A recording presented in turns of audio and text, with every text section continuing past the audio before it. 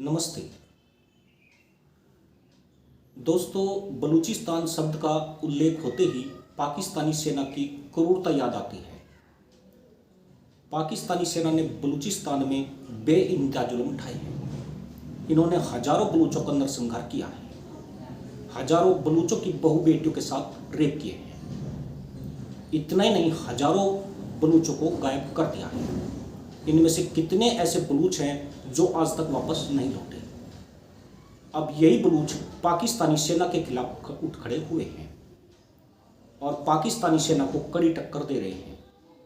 कल मंगलवार को जाफर एक्सप्रेस को हाईजैक कर लिया गया, जिसे बलूच लिबरेशन आर्मी ने हाईजैक किया।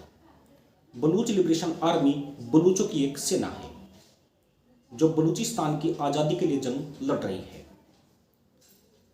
इस ट्रेन में 450 से 500 के करीब यात्री मौजूद थे, जिनमें पाकिस्तानी सेना के जवान, आईएसआई के अफसर और अन्य अधिकारी शामिल हैं।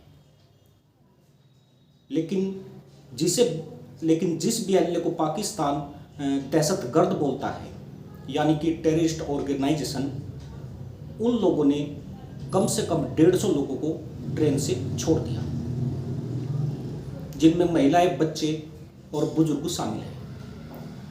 उन्होंने ये नहीं देखा कि ये पंजाबी हैं, सिंधी हैं या पाकिस्तानी सेना से जुड़े हुए लोग हैं।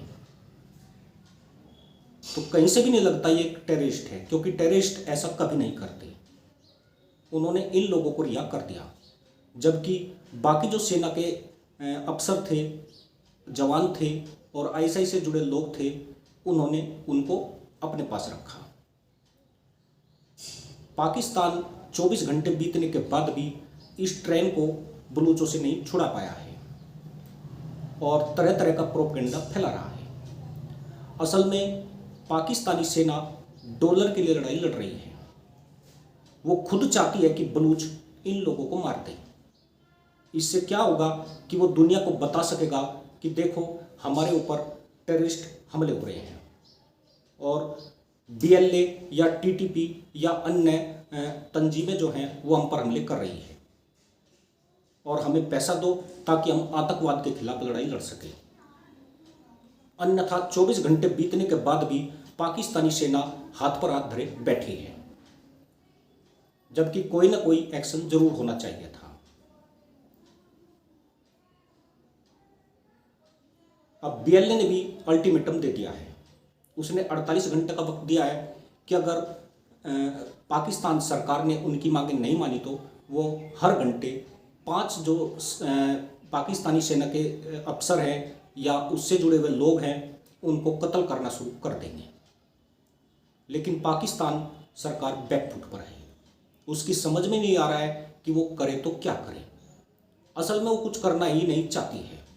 वो तो यही चाहती है कि जो बीएलए के जो लड़ाके हैं, उनके जो जवान हैं, उनको मारना शुरू कर दे, मार दे।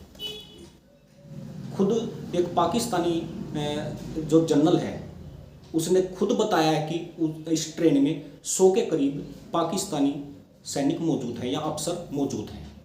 यानी कि वो खुद बता रहे हैं कि इस ट्रेन में 100 पाकिस्तानी जवान या अफसर हैं। यानी कि एक तरह से बोला जाए तो वो ये जानकारी बीएलए तक पहुंचा रहे हैं और वो ऐसा इसलिए कर रहे हैं कि ताकि बीएलए इनको मार डाले। यानी पाकिस्तान अपने ही सैनिकों को मरवाकर डॉलर हासिल करना चाहता है, जबकि बीएलए अपने जो बलूचिस्तान है, जो उन पर अत्याचार हुए हैं बलूचों पर, उसके लिए जंग लड़ रहा है। बलूचिस्तान के जो संसाधन हैं, उनका इस्तेमाल पाकिस्तान अपने प्रांतों और अपनी सरकार चलाने के लिए करता है।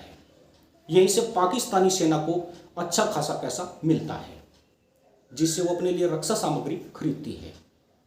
आज बलूचिस्तान की जो स्थिति है वो सबसे बदतर है।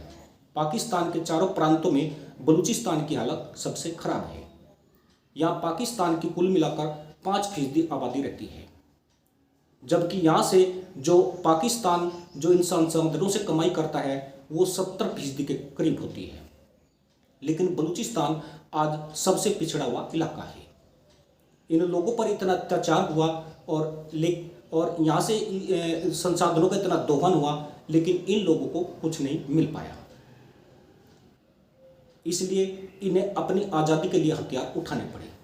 असल में ये कोई टेररिस्ट नहीं है, बल्कि ये फ्रीडम फाइटर हैं जो अपने लिए, अपनी आने वाली पीढ़ियों के लिए पाकिस्तान के अत्याचारों के खिलाफ आवाज़ बुलंद कर रहे हैं और पाकिस्तान के खिलाफ जंग का बिगुल बजा रहे हैं। इन्हें टेररिस्ट किसी भी सूरत में नहीं कहा जा सकता है। हालांकि पाकिस्तान ने उसे BLA को टेररिस्ट ऑर्गेनाइजेशन घोषित कर रखा है।